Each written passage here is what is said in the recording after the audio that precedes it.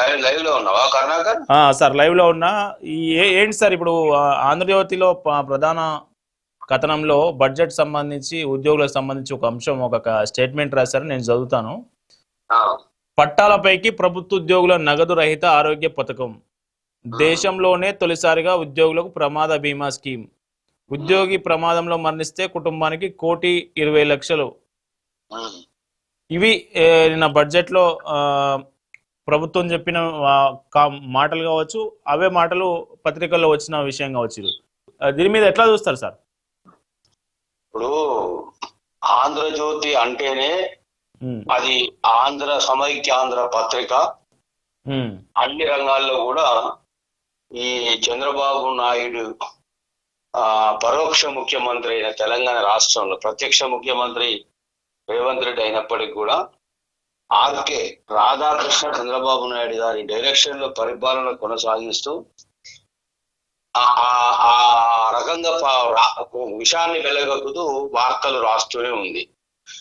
అదే పెట్టుబడులకు కట్టుకథలకు పుట్టిన విషపత్రికల్లో ఒక పత్రిక ఆంధ్రజ్యోతి. ఇలా ఆంధ్రజ్యోతి ఏం రాయాలి?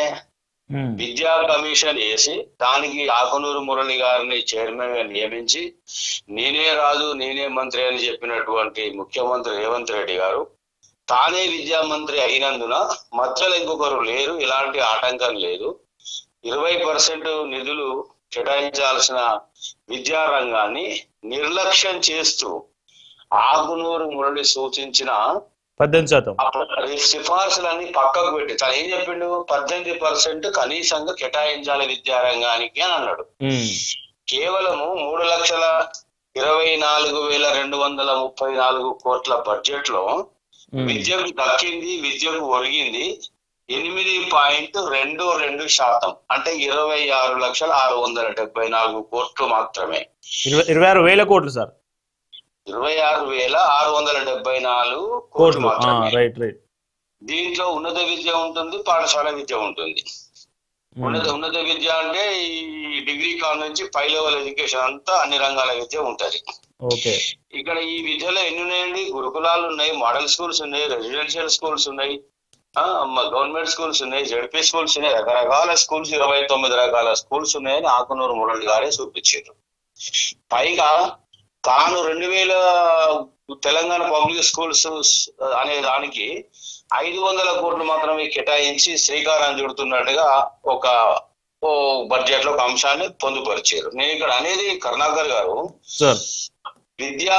విద్యా కమిషన్ నిర్లక్ష్యం చేసి తానే విద్యా మంత్రి అయినటువంటి విద్యా రంగాన్ని సగర్వంగా తలెత్తుకునే విధంగా బలోపేతం చేయడానికి కొఠారి కమిషన్ సూచించిన 30% నిధులు కేటాయించకపోగా అట్లీస్ట్ 20% అని మేము అందరం ఊహించినాము. కనీసంగా ఆకునూరు మురళి గారు చెప్పిన 18% లో మొదటి 10% వదిలేసి కేవలం 8.22% నామమాత్రపు నిధులు కేటాయించి ప్రభుత్వ విద్యా రంగాన్ని పూర్తిగా నిర్లక్ష్యం చేస్తూ బలహీనపరిచి సృష్టించడానికి, ప్రభుత్వ విద్యను కనుమరుగు చేయడానికి జరిగిన కుట్రలో భాగమే ఆ కేటాయింపులు అని చెప్తున్నా. ఇలా ఆంధ్రజ్యోతి పత్రిక నిజంగా నిష్పక్షపాతంగా ఉంటే బడ్జెట్ లోపల కేటాయింపులను ఆశాంతం పరిశీలించి ప్రభుత్వ విద్యను నిర్లక్ష్యం చేసింది ఈ కాంగ్రెస్ ప్రభుత్వము అని గత చరిత్రను కూడా ఉటంకించి కనీసం ఈ ప్రభుత్వమైనా 3వ సంవత్సరం బడ్జెట్ లో కేటాయిస్తుందని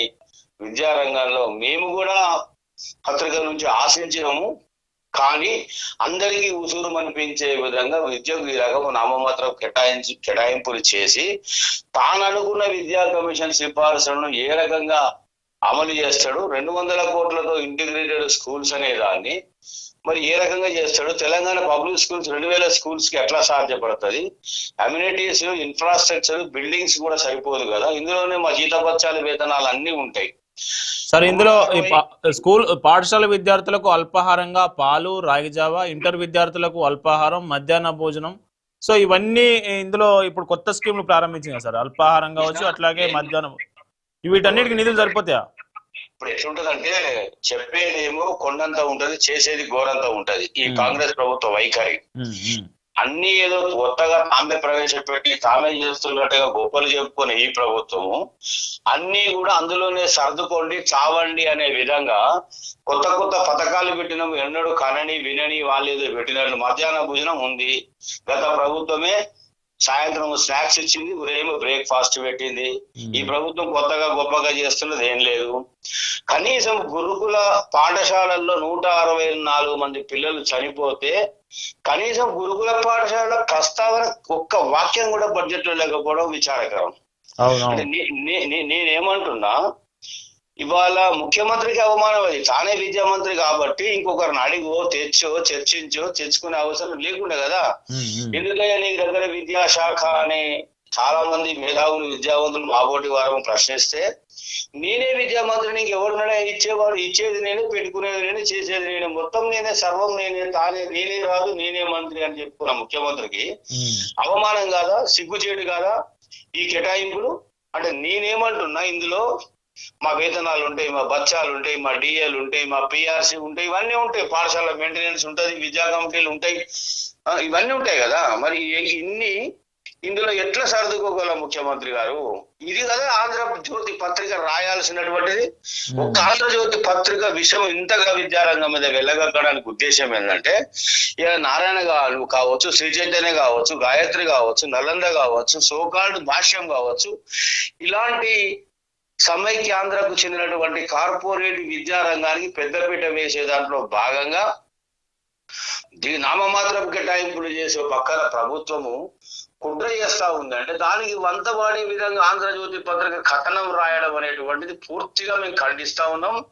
ఇలాంటి వార్తలు రాసేటువంటి సమైక్యాంధ్ర పత్రికలు తెలంగాణ ప్రాంత విద్యారంగం యొక్క విశ్వాసం పొందని, శ్రేయస్సు కోరని పత్రికలు సర్వదా ప్రజానీకం విద్యారంగంలో ఉన్నటువంటి మాలాంటి వాళ్ళందరం కూడా ఈ పత్రికలను ఖండించాలి, బహిష్కరించాలని కూడా కోరుతా ఉన్నాం. సరే, ఈ డిఏలు కావచ్చు, పిఆర్సీ కావచ్చు, ఈ పెన్షనర్లు ఎవరైతే ఉన్నారో వాళ్ళ బకాయిలకు సంబంధించి కూడా బడ్జెట్ లో కేటాయింపులు కానీ ఆ ప్రస్తావన కానీ రాలేదు. దాన్ని ఎట్లా చూస్తారు? 100కు 100% మీరు ఎంత మంది వచ్చినా కూడా నాకు అవసరం లేదు. నాకు కావలసింది 3 ముక్కలాట, భూముల అమ్మకం, భూముల వేలం, సంపాదించుకోవడం, దోచుకోవడం, దాచుకోవడం. మాకు మిగిలింది ఇంకా 2 ఏళ్ళే. మళ్ళీ మీరు ఓటు వేసేది లేదు, నేను వచ్చేది లేదు. ఈ ఉద్యోగ ఉపాధ్యాయ అధికారులు రిటైర్ అయిన వాళ్ళు 20,000 మంది ఉన్నారు. వీళ్ళకు నేను కేటాయింపులు చేస్తే వాళ్ళు ఎక్కడ బతికిపోతారో ఈ కక్ష కట్టి ఈ విధంగా వాళ్ళని బలిపీఠం అందరినీ ఎక్కియాల్సిన అవసరం ఉంది. నాలాంటి వాడికి మీరు ఓటేస్తారా? నేను మోసం చేస్తే మీరు నమ్ముతారా? నా మోసానికి మీరు బలి అయిపోతారా? మీరే మేధావులు, మీరే ఉద్యోగులు అని మా అందరిని మేలుకొల్పే విధంగా, ఇది రిటైర్ అయిన వాళ్ళందరికీ ఉసురు పోసుకునే విధంగా ఇవాళ పరిపాలన కొనసాగిస్తా ఉంది. 5 డిఏలు అది భాగ్యపడ్డటువంటి దాంట్లో ఒక్కొక్కరికి సుమారు 2.5-3 లక్షల రూపాయలు మాకు పిఆర్సీకి సంబంధించిన 5 డిఏలకు సంబంధించిన బకాయిలు కూడా ఈ ప్రభుత్వము ఎంతసేపు 3,47,000 కోట్ల అప్పు చేసింది మా ప్రభుత్వం. మరి గొప్పగా అప్పు చేయడానికి కూడా గొప్పగా చెప్పుకున్న ప్రభుత్వం చరిత్రలో ఎక్కడ చూడాలి, ఈ ప్రభుత్వానికి మాత్రమే చెల్లింది. పోనీ ఇన్ని 3,47,000 కోట్ల అప్పు చేసినప్పుడు కనీసం ఇందులో రిటైర్డ్ వారికి ఇన్ని కోట్లు నేను చెల్లింపులు చేసినా, ఇన్ని చేయదలుచుకున్నాం, 10,000 కోట్లు వాళ్ళకి కేటాయిస్తున్నా అనేటువంటి అంశం ఈ బడ్జెట్ లో ఏమన్నా పెడతారేమో అనుకున్నాం. అంటే 3,24,234 కోట్లలో ఈ ప్రభుత్వానికి రేవంత్ రెడ్డి ముఖ్యమంత్రి గారికి, ఆర్థిక మంత్రి ఉప ముఖ్యమంత్రి బట్టి విక్రమార్క గారికి మనసే రాలేదా? వీళ్ళు జావని అనుకున్నారా? వాళ్ళ కోసి ఇట్లే పడాలనుకున్నారా? ఏమి న్యాయం అని అడుగుతా ఉన్నాను నేను. ఏం పాపం చేసినాము మేము రిటైర్డ్ వాళ్ళమంతా? మీకు ఓటేయడమే చేసినటువంటి పాపమా? మార్పు కోరుకోవడమే మేము చేసిన పాపమా? అంటే ఈ విధంగా ప్రజలు మమ్మల్ని విద్యారంగంలో ఉన్నటువంటి 5 డిఏలు ఇవ్వరు, ఉద్యోగ ఉపాధ్యాయులకు రిటైర్డ్ వాళ్ళకి పిఆర్సీ ఇవ్వరు, రిటైర్డ్ బకాయిలు చెల్లించరు. ఈ విధంగా మాకు రావాల్సిన హక్కుగా మేము ఏడ తీసుకొని మరి ఆర్థికంగా స్థిరపడిపోతాం. అందరూ కూడా రేవంత్ రెడ్డి గారి వైఖరి ఎట్లుందంటే అందరూ పిచ్చగాళ్ళుగా ఉండాలి, నేను ఒక్కరిని మాత్రమే రాజుగా ఉండాలనేటువంటి వైఖరి, నిరంకుశ వైఖరులు ఈ పరిపాలన కొనసాగిస్తా ఉంది. బడ్జెట్ లో ఏ రకమైనటువంటి ప్రస్తావన డిఏల గురించి, పిఆర్సీ గురించి, రిటైర్డ్ వాళ్ళ గురించి లేకపోవడం అత్యంత బాధాకరం, విచారకరం. ఈ ప్రభుత్వం ఏకపక్ష నిరంకుశ వైఖరిని స్పష్టం చేస్తా ఉంది.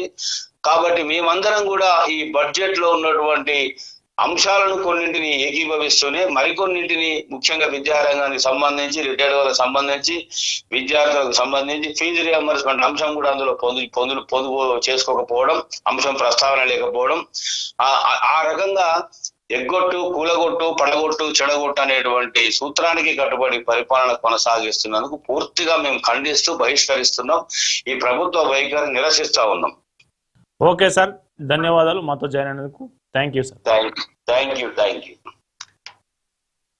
సో ఇది మొత్తానికి బడ్జెట్ విద్యాశాఖ కేటాయించిన అలొకేషన్ ఏదైతే ఉందో అలొకేషన్ కి సంబంధించి అటు ఉద్యోగులు కావచ్చు, విద్యా వ్యవస్థకు సంబంధించి మేధావులు కావచ్చు, రిటైర్డ్ ఎంప్లాయీస్ కావచ్చు, ఎవరు ఆనందంగా లేరు. సో దానికి సంబంధించి భుజంగరావు గారు అదే విషయాన్ని చెప్పారు. సో ఇక